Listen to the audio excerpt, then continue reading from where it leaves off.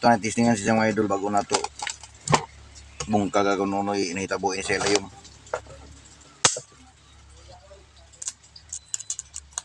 So nakipat-kipat kasi sa mga idol. Di siya kasudok. Ato abriyon.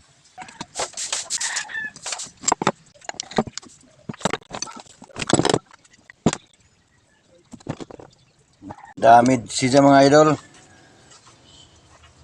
O yung kanyang armature na piktuhan, kanyang carbon brush na pudpud na. Ito ang sanhi, carbon brush, kaya nangyari ito sa armature. So ito na bang ibang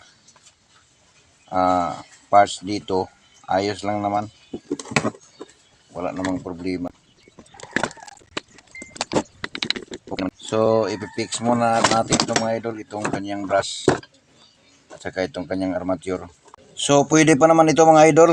Pinalikot ko ng linis, hindi naman siya naputol. At saka medyo dito banda ay medyo maganda pa. So kaya lilihaan na lang natin ito para mapantay yung kanyang bilog. Tapos ating papalitan ito ng carbon brush.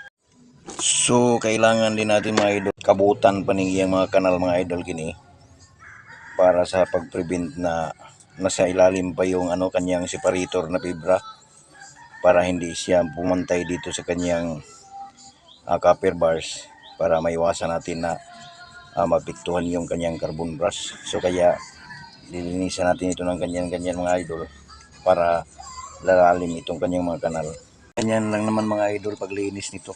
Pinapakita ko lang ito mga idol para sa yung mga baguhan at gusto matuto nitong about sa auto electrical, pero sa mga dati ng mga electrician ay siyempre hindi naman natin pwedeng turuan yun, mga master na yun sila. Shout out yan sa ating mga kamaster dyan sa sa auto electrical at sa mga mekaniko. Ito mga idol, magbibigay lang ako ng kunting tip para sa mga baguhan mga idol, kahit pakunti-kunti lang at least mayroon din silang idea.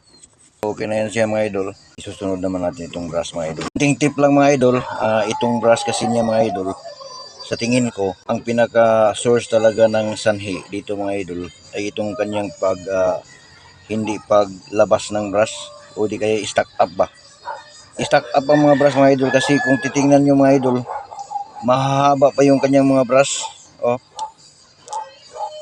Hindi lang siya nakalabas, nag-stack up siya dito sa kanyang holder. Ayan mga idol, mahaba pa ito sila lahat.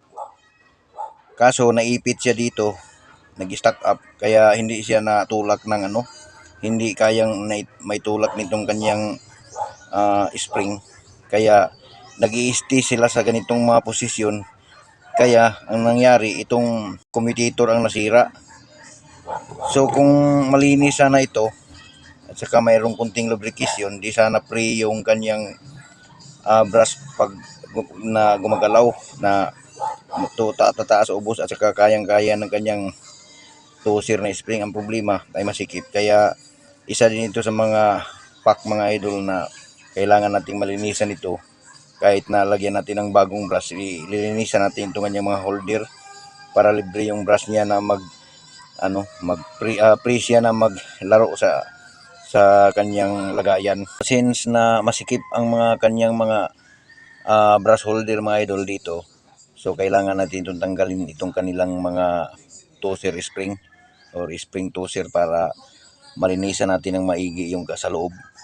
Lilihain naman natin yan mga idol, kabilaan tapos dito sa kabila at kanan para malinis siya. So pagtanggal nito mga idol itong kanyang toser spring ay ganito lang ako magtanggal mga idol.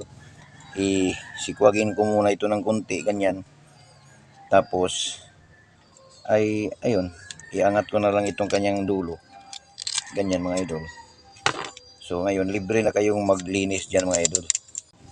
Ganito lang yung mga idol, palibot para malinisan na sa loob.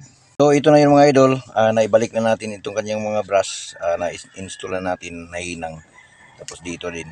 So ibabalik na natin itong kanyang mga toser spring mga idol, ay spring toser, tapos i-assemble natin doon sa kanyang buuhin natin, tapos para masubukan natin.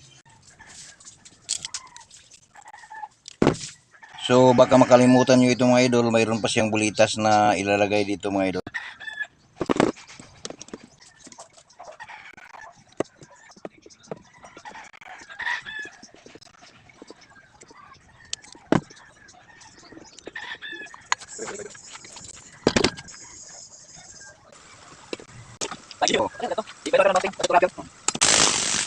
So mag-testing na rin mga idol, ato starter.